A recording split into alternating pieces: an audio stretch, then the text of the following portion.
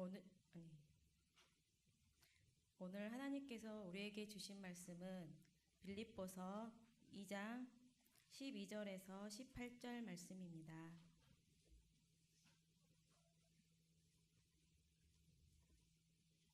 이제 봉독합니다. 하나님의 말씀을 경청하십시오. 그러므로 나의 사랑하는 자들아, 너희가 나 있을 때뿐 아니라 더욱 나 없을 때에도 항상 복종하여 두렵고 떨림으로 너희 구원을 이루라. 너희 안에서 행하시는 이는 하나님이시니 자기의 기쁘신 뜻을 위하여 너희에게 소원을 두고 행하게 하시나니 모든 일을 원망과 시비가 없이 하라. 이는 너희가 흠이 없고 순전하여 어그러지고 거스르는 세대 가운데서 하나님의 흠 없는 자녀로 세상에서 그들 가운데 빛들로 나타내며 생명의 말씀을 밝혀 나의 다름질이 헛되지 아니하고 수고도 헛되지 아니하므로 그리스도의 날에 내가 자랑할 것이 있게 하려 함이라. 만일 너희 믿음의 재물과 섬김 위에 내가 나를 전제로 드릴지라도 나는 기뻐하고 너희 무리와 함께 기뻐하리니 이와 같이 너희도 기뻐하고 나와 함께 기뻐하라. 하나님께서 이 말씀을 통해 우리에게 은혜 주시기를 원합니다. 주님 감사합니다. 이 시간에 주님의 말씀을 저희가 듣겠습니다. 들려주신 그 말씀으로 우리의 삶을 주님 안에 좀 더 뿌리내리고 또 우리의 삶을 통하여서 하나님의 나라를 위해서 더욱더 애쓰고 힘쓰는 저희의 삶이 될 수 있도록 인도하여 주옵소서. 예수님 이름으로 기도드립니다. 아멘. 얼마 전에 제가 사는 아파트 앞에 우동집 하나가 생겼어요. 살짝 이렇게 들여다봤죠. 뭐가 생기나 궁금했는데 아주 깔끔하고요. 또 깨끗하게 있어서 먹고 싶다 하는 생각이 이렇게 들더라고요. 언제 한번 가봐야 되겠다 생각을 했는데 요즘 같은 날씨 좀 쓸쓸하니까 따뜻한 우동이 생각나서 교회에서 점심시간에 저희 아내에 전화해서 우동 먹자 그래서 가서 우동 같이 먹었습니다. 참 맛있게 잘 먹었어요.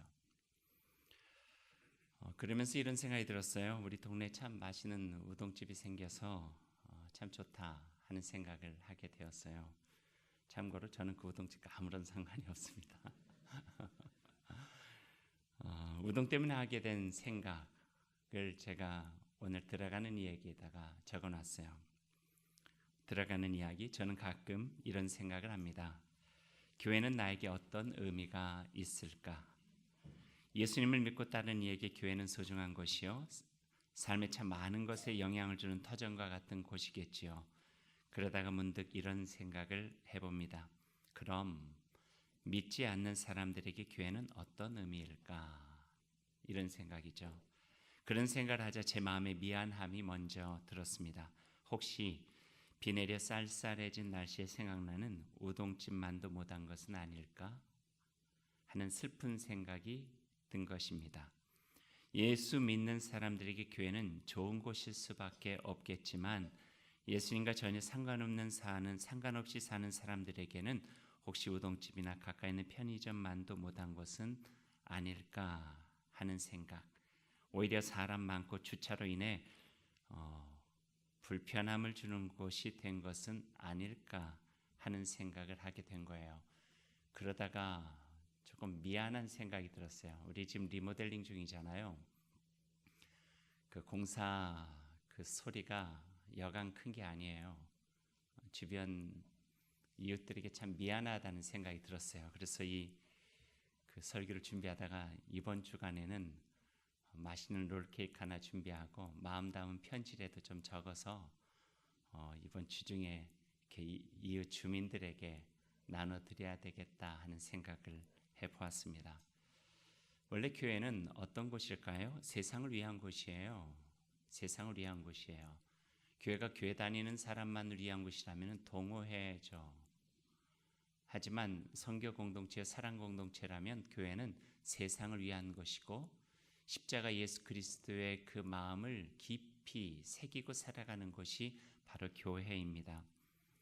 하나님이 세상을 사랑하셔서 그 사랑 담고 독생자 예수 그리스도 이 땅에 오셨고 그분을 통해서 생명의 구원을 이루어가는 곳이 바로 교회, 신앙 공동체입니다. 그래서 교회는 예수 그리스도 그분을 믿고 살아가는 이들에게는요 구원의 샘터가 되고 또 세상에서 예수 믿지 않는 사람들에게는 십자가의 사랑을 아낌없이 나눠주어 마치 아낌없이 주는 나무처럼 세상에 이롭게 하고 또 유익함을 주면서 교회를 통해서 그 마음을 든든하게 얻게 하는 것이 바로 교회다 하는 생각까지 미치게 된 것입니다. 그래서 저는 이런 생각했어요. 참 교회가 이런 말을 들으면 참 좋겠다. 우리 동네에 교회가 있어서 참 좋다. 따뜻한 우동집 그 이상에 한 끼를 배불러 주고 쓸쓸했던 몸을 데필 수 있는 것 그 이상에 우리 동네에 참 다육교회 있어서 참 좋습니다. 우리가 의지할 수 있거든요. 어려웠을 때 바라볼 수 있거든요. 또 교회 다니는 이들이 우리 바로 옆에 살아가는 이웃이어서 참 좋습니다. 그런 이야기를 들으면 얼마나 좋을까 하는 생각을 해보았습니다. 예전에 가이드 포스트인가요? 거기서 읽었던 이야기 하나가 이런 이야기가 있었어요. 지하철에서 있었던 일이에요. 지하철이 한참 가고 있는데 어떤 분이 갑자기 일어나서 승객들에게 그 이야기하기 시작하는 거예요. 혹시 여기에 예수 믿는 분이 있으시냐고. 제가 지금 딸을 수술을 받기 위해서 병원에 가고 있는데 마음이 이렇게 가다듬어지지 않고 막 불안한데 혹시 나는 신앙이 없지만 우리 딸을 위해서 여러분이 믿는 하나님께 기도해 주실 수 있겠냐고. 지하철에서 그렇게 부탁을 하니까 거기에 있는 몇몇이 손을 모아서 이렇게 기도를 드렸다. 그 이야기를 들었어요. 그러니까 교회는 이런 곳이 아닐까 하는 생각을 해보는 거예요.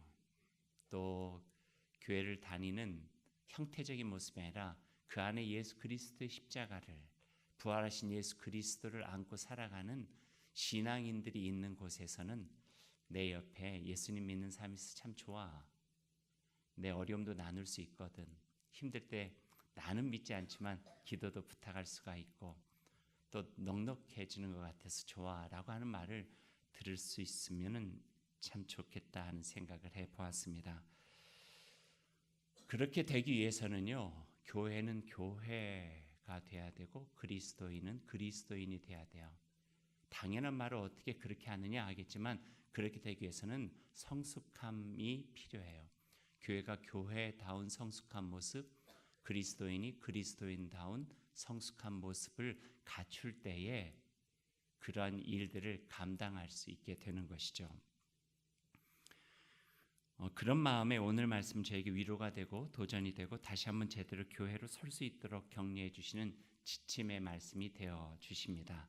오늘 말씀 한번 같이 읽어볼 텐데요. 주보 안에 있는 세번역 성경으로 같이 한번 읽어보셨으면 좋겠습니다. 앞에 스크린을 보셔도 좋고요. 함께 읽어볼까요?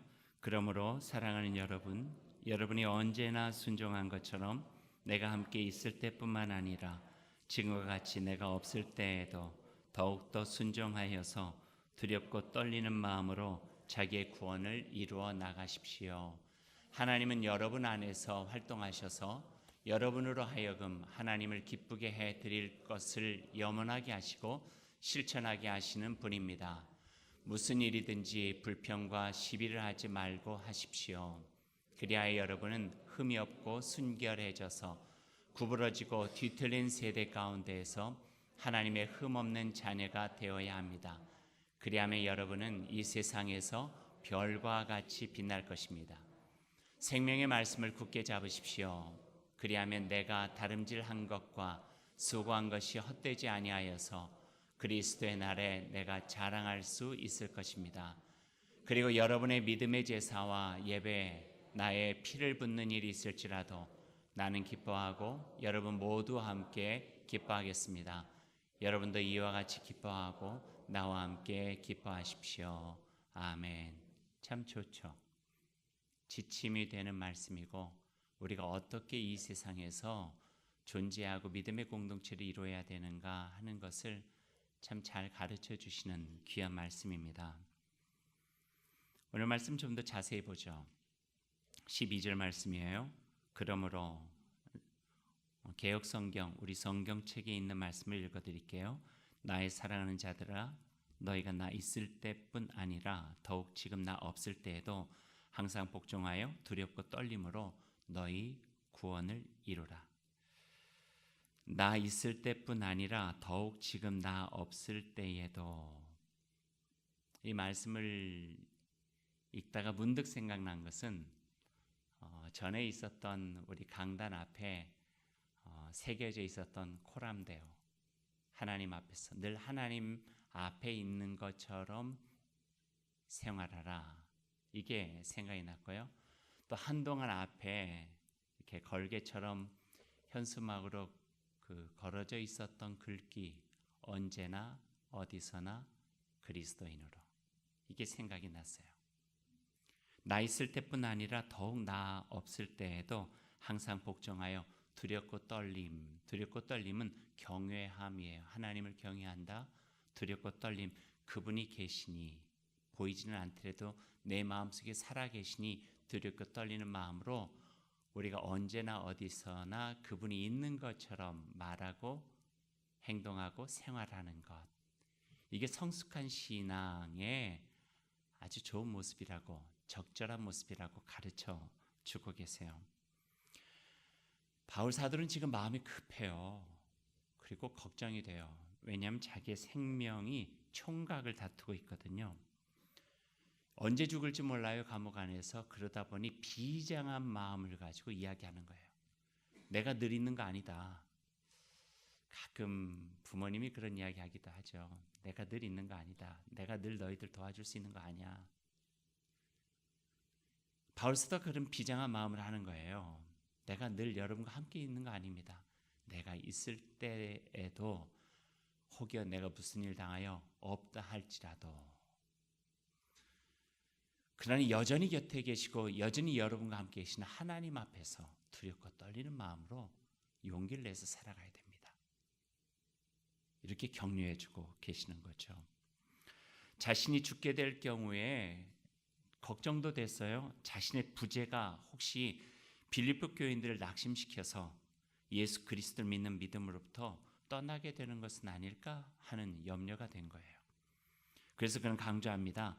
복음을 가지고 살아가는 삶은 누가 있든지 없든지 생활과 환경을 넘어 복음이 주는 내적인 안정감을 가지고, 복음이 주는 내적인 견고함을 가지고 살아내는 것이라고요. 많이 아팠던 어떤 엄마가 내가 죽는 것은 걱정되지 않지만 나 없는 시간에 어린 아이들이 어떻게 살아갈지가 걱정된다고. 그 마음이 지금 바울 사도에게서 느껴지고 있는 거예요. 아이를 떠날 수밖에 없는 부모의 마음이겠죠. 바울이라고 하는 사람이 그들에게 얼마나 큰 존재였어요. 큰 그늘이잖아요. 큰 버팀목이었잖아요. 영적인 거인이었잖아요. 아니, 태어나게 만들고 복음 안에서 걸음마를 가르쳐준 이가 바울이었거든요. 교회 복음의 터전을 만들고 그 곁에서 말씀으로 그들을 견고하게 세워나갔던 이가 바울인데, 바울이 없는, 바울의 부재 속에서 그들이 어떻게 살아갈까? 혹시 믿음 안에서 떠나가진 않을까? 마음이 연약해져서 지치진 않을까? 복음의 그 마음이, 복음이 형성되기도 전에 이전에 있었던 세상의 모습으로 그냥 살아가 버리진 않을까? 걱정이 많이 된 거예요. 그래서 바울이 오늘 이 말씀을 해주고 계세요. 언제나 곁에 있을 수만 없기 때문에.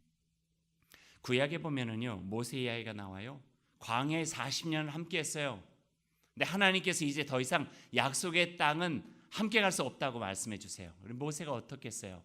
내가 없는 그곳을 저들이 가서 어떻게 할까? 그러나 그의 마음속에는 그 걱정보다도 하나님 있는 마음이 있었어요. 그리고 여호수아에게 강하고 담대하랴, 두려워하지 말아라. 나와 하나님께서 함께 해주셨던 것처럼 너와도 함께 해줄 것이니 그 약속의 땅을 이 이스라엘 백성들과 함께 요단강을 건너 들어가라. 이렇게 이야기해주고 계시는 거예요. 사람에게 기대어 사는 것은요, 한계가 있어요. 사람은요, 결코 믿음의 대상이 아니에요. 다 연약해요. 한계가 있어요. 그러니 사랑해주고 돕고 위로하고 힘이 되어주면서 서로가 함께 살아가야 되는 대상이 사람이에요. 내가 너를 어떻게 믿었는데 그런 말 하지 마세요. 믿음의 대상이 아닌데요. 애초에 그것은 믿었던 내 마음이에요. 사람은 실수할 수도 있어요. 어려울 수도 있어요. 감싸주는 거죠. 사람의 기대어 사는 것만큼 어리석은 게 없다는 거예요.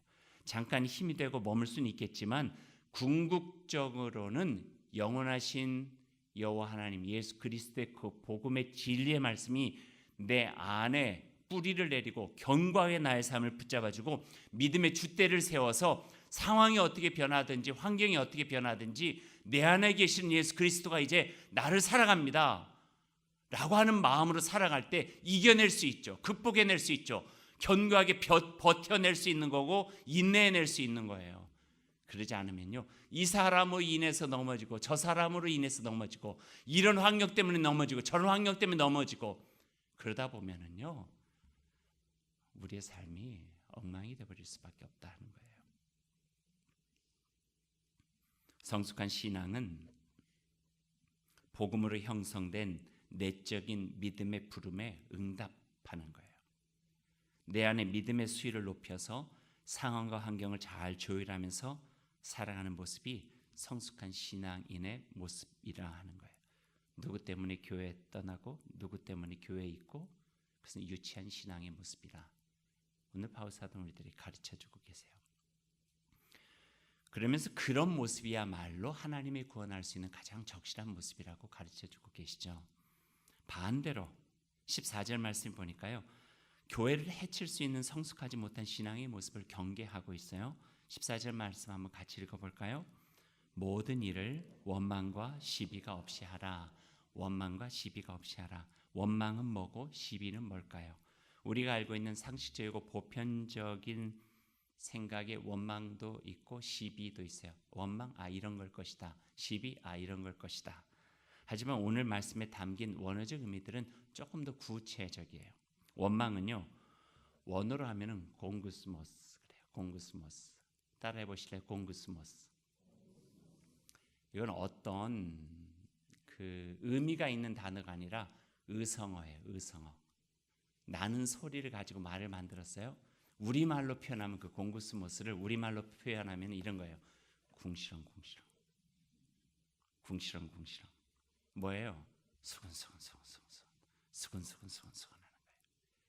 여기서 원망한다고 하는 것은 이곳저곳에 모여 수근수근거리며 어떤 일에 대해서 불만을 표현하고 불평한 행위들, 이게 공구스모스. 사도 바울은 다른 서신 고린도전서 10장에서 이 공구스모스라고 하는 단어를 사용해서 조금 엄하게 이렇게 이야기를 해요.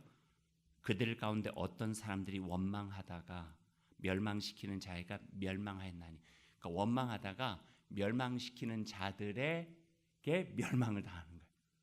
그러니까 자기의 마음을 빼앗겨 버리는 거예요. 하나님 안에서 자기의 마음이 빼앗겨 버려요. 그래서 너희는 원망하지 말라 그래요. 자기 자신을 위해서 원망하지 말라는 거예요. 예루살렘 교회 감독 야고보도 광야에서 원망하다가 멸망당한 사건을 상기시키면서 이렇게 말해요. 형제 자매들아 서로 원망하지 말라. 그리하여야 심판을 면할 수 있으리라. 교회 공동체를 향한 권면이에요. 구원을 이루어야 하는 교회 공동체 분명하죠. 교회의 그 의미가 뭐예요? 존재의 의미가 뭐예요? 구원을 이루어야 되잖아요. 구원을 이루어야 하는 교회 공동체에서 원망은 그만큼 공동체뿐 아니라 자기 자신까지도 망칠 수 있는 중대한 죄라고 경계하고 있어요. 그럼 시비는 뭘까요? 시비. 원망이 공구스모스인데 시비는요, 디아로기스모스. 좀 비슷하죠. 디아로기스모스. 이것 한번 따라해보죠. 디아로기스모스. 이거는요, 여러 단어, 성경에 굉장히 많이 나와요. 아마 교회 공동체 안에서 이게 되게 많았던 모양이에요. 이 시비가. 의심이라고 하는 말로 번역되기도 하고 헛된 말, 논쟁, 허망한 생각, 악한 생각, 부정적인 생각 뭐 이렇게 번역을 많이 하고 있어요. 시비하지 말라. 시비하지 말라. 아주 엄하게 이야기하고 있어요. 왜냐하면 그 이유가 중요해요. 시비하지 말라 하는 이유는 교회는 성령 안에서 하나 되어야 하고 한 마음 한 뜻으로 서로를 용납하고 다르다 할지라도 이해하고 배려하며 더욱더 예수 그리스도 안에서 하나 되기 위해서 애써야 되는 것이 교회 공동체인데 시비는 그 일치를 깨어버리고 교회의 하나됨을 해치는 행위가 되기 때문에 그렇게 이야기를 하고 계세요.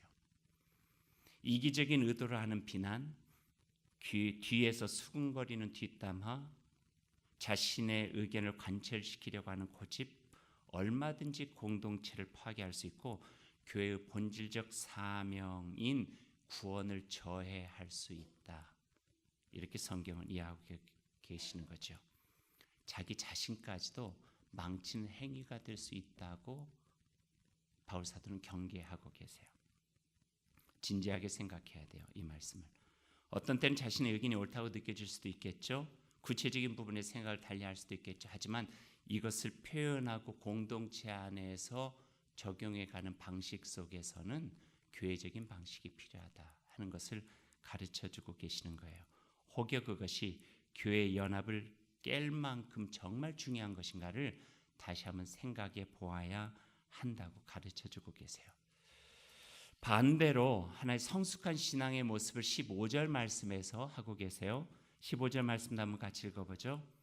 이는 너희가 흠이 없고 순전하여 어그러지고 거스르는 세대 가운데에서 하나님의 흠 없는 자녀로 세상에서 그들 가운데 빛들로 나타내며. 어그러지고 거스르는 세대를 많은 말로 표현할 수 있겠지만 이렇게 표현하고 있어요. 어그러지고 거스리는 세대. 오늘 우리가 읽은 세번역 성경에는 뒤틀린 세대라고 이야기를 해요. 왜곡된 세상이라고 하는 거죠. 거기에서 자기를 거룩한 심령으로 흠없는 자녀로 자기를 지켜가는 것이 얼마나 중요한가 하는 것들을 가르쳐주고 계세요. 그리스도인이 온전하게 서지 못하면은요 다른 사람들에게 구원의 길을 방해할 수도 있다 하는 말씀이에요. 그리스도인은 그 안에 계신 주님의 가르침을 따라 살아가는 남다른 방식으로 살아가는 이들을 그리스도인이라 이야기하는데 그 남다른 방식이 고립되는 것이 아니라 선한 영향력이 되어서 다른 사람들로 하여금 예수를 믿고 싶고 교회에 다니고 싶고 하나님의 복음 안에 거하고 싶은 마음을 가질 수 있도록 해야 된다는 거예요. 그래서 조심해야 돼요. 교회 안에서뿐만 아니라 교회 밖에서 세상 속에서 우리가 그리스도인으로 살아가는 삶을 정말 진지하게 조심해야 돼요. 그래야 우리의 삶을 통하여 구원의 빛이 드러나요. 오히려 구원이 방해되지 않도록 내 자신을 절제하며 지켜나가는 것 너무나도 소중한 말씀이라고, 그게 바로 성숙한 삶의 신앙이라고 가르쳐주고 계시죠. 여기서 빛이라고 하는 말이 나와요. 빛나야 된다. 또 세번역 성경에는 별과 같이 빛날 것이다. 그러니까 거룩한 삶으로 이 세대 속에서 살아가는 삶은 빛이 되어야 된다. 산상수훈의 말씀 기억나시죠? 산상수훈의 말씀뿐만 아니라 다니엘서도 그렇게 이야기해요. 그리스도인에게는 좋은 향기가 나야 되고 또 빛이 나야 된다는 거예요. 빛이. 눈부실 정도는 아니어도 조금은 그 사람에게서 약간의 빛나는 삶, 참 좋다.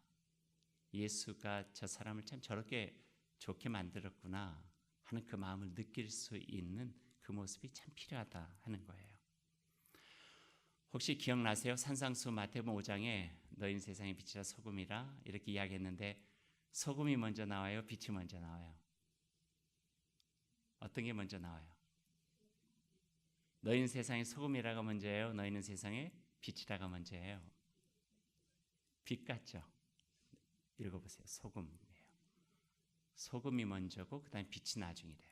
그래서 어떤 그 신학자가 이 이야기를 약간의 의도성이 있는 것 같은 예수님께서 소금을 먼저 이야기한 것은 뭘까 하다가 그런 글을 썼어요.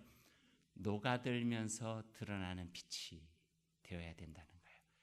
그냥 나는 빛이다가 아니라 녹아들다 보니까 그 삶이 헌신적이고 희생적이고 사랑과 남을 섬기는 아름다운 모습이 빛으로 발하여 이 세상을 환하게 만든다.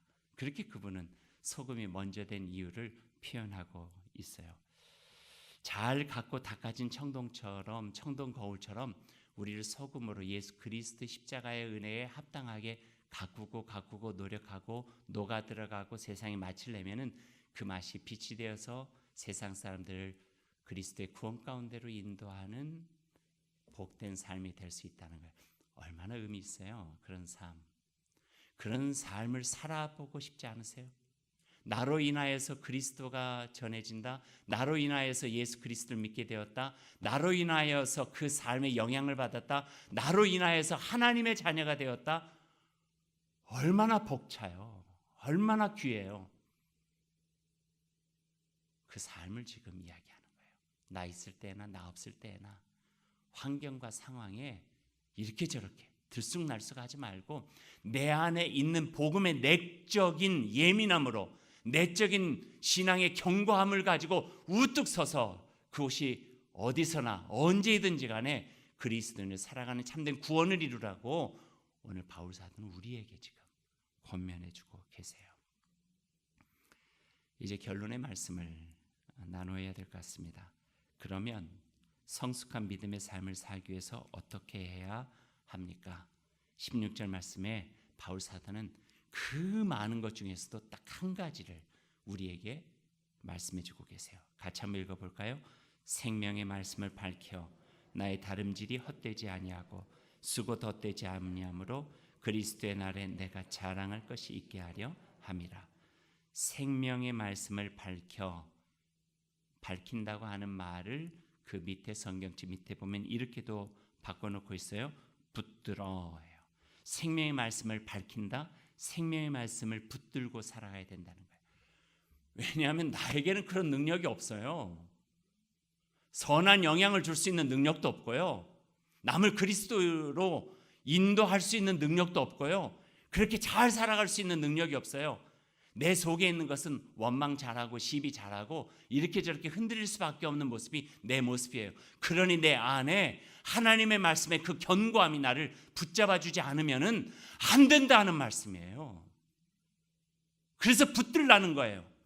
그 말씀의 법팀목에 나를 십자가에 못 박듯이 못 박고 그 말씀으로 살아가지 않으면 내 속에 있는 욕망이, 내 속에 있는 원망함이, 내 마음에 있는 불평과 모든 것들이 갖가지 솟아나와서 그리스도 안에서 머물 수 없도록 만드는 유치한 신앙의 사람으로 전락시켜버린다는 거예요. 그러니 말씀 하나님의 말씀에 우리를 붙들고 같이 그 말씀의 빛에 거하면서 어찌하든지 살아가려고 애써야 된다는 거죠. 생각난다고 그대로 생각하지 마세요. 하나님의 생각이 무엇인지, 예수 그리스도께서 어떤 생각을 주시는지를 집중해야 돼요. 그래야 우리가 온전한 신앙의 삶을 살아갈 수 있게 돼요. 말씀 전에 우리가 부르는 찬송이 그저 부르나요? 주의 말씀은 내 발의 등불이요 내 길의 빛이 됩니다. 주님의 말씀은 우리의 삶을 인도하는 등불이요 빛이 되는 거예요. 어쩔 수 없어요. 다른 방법 없어요. 빛으로 살고자 하면, 별처럼 살고자 하면 다른 방법 없이 생명의 말씀 굳게 붙잡아야 됩니다.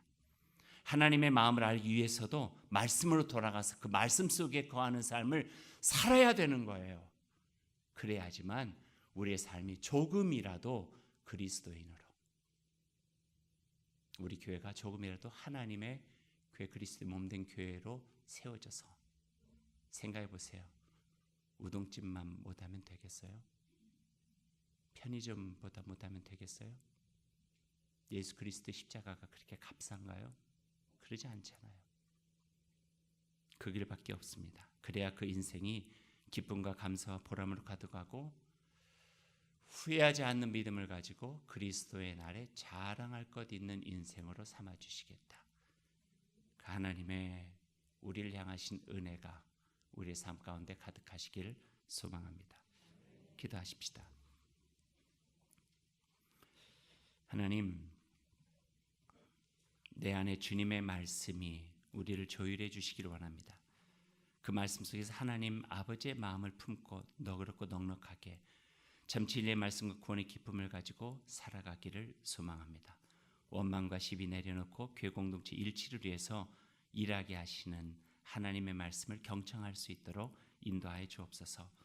우리가 있는 그곳이 주님이 일하시는 일터면 좋겠습니다. 어느 곳에 있고 어떤 환경 속에 살고 있다 해도 우리는 언제나 어디서나 그리스도인이어야 합니다. 그렇게 살아가는 삶이 벅차고 힘들 때마다 우리는 속으로 나는 그리스도인이다. 나는 세상을 비추는 빛이다. 나는 별과 같이 빛나야 된다. 하나님의 은혜 가운데에서 그렇게 고백하고 속삭이며 우리의 삶의 자리에서 그리스도를 믿고 따르는 하나님의 사람으로 살아갈 수 있도록 주님 함께하여 주옵소서. 예수님의 이름으로 기도드립니다. 아멘.